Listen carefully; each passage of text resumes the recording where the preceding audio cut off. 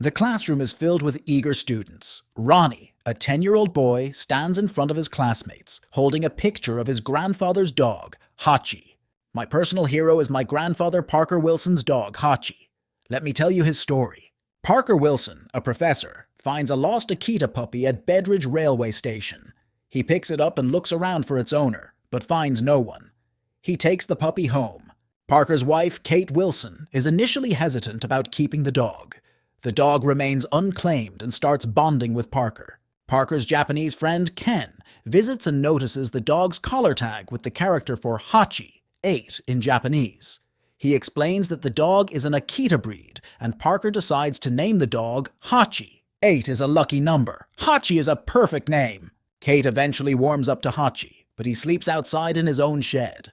Parker tries to train Hachi to fetch a ball, but Hachi refuses. Akitas cannot be trained easily. If Hachi fetches the ball, it will be for a special reason. Parker's daughter, Andy, gets married, and Hachi is included in the family wedding photo. Soon after, Andy announces her pregnancy. Years later, Hachi follows Parker to the station and refuses to go home, causing Parker to miss his train. Hachi waits at the station until Parker returns. Parker and Hachi walk to the station together each day.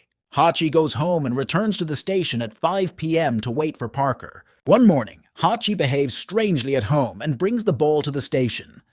Parker throws the ball and Hachi fetches it for the first time. Parker collapses from a fatal stroke while holding the ball. Hachi waits at the station. Michael, Andy's husband, arrives to take Hachi home. Hachi watches the family mourning Parker. The next day, during Parker's funeral, Hachi goes to the station to wait. Cate sells the house and moves away. Hachi goes to live with Andy, Michael, and their infant son Ronnie. However, Hachi runs back to Bedridge Station and waits for Parker. The local hot dog seller, Jasjeet, and passers-by start feeding Hachi. A reporter writes a story about Hachi, and people send money and cards. Ken reads the news, visits Bedridge, and speaks to Hachi in Japanese, expressing his own longing for Parker. On Parker's 10th death anniversary, Cate and Ken visit Parker's grave. Cate is moved to see an elderly Hachi still waiting at the station. Hachi, now elderly and tired, passes away at the station, still waiting for Parker. In the afterlife, Parker appears, and they are reunited. Ronnie concludes his story to his classmates. Hachi and my grandfather taught me the true meaning of loyalty. You should never forget anyone you have loved. The class applauds. Ronnie smiles and walks back to his seat. Ronnie gets off the school bus and is met by Michael, who holds a tiny new puppy named Hachi.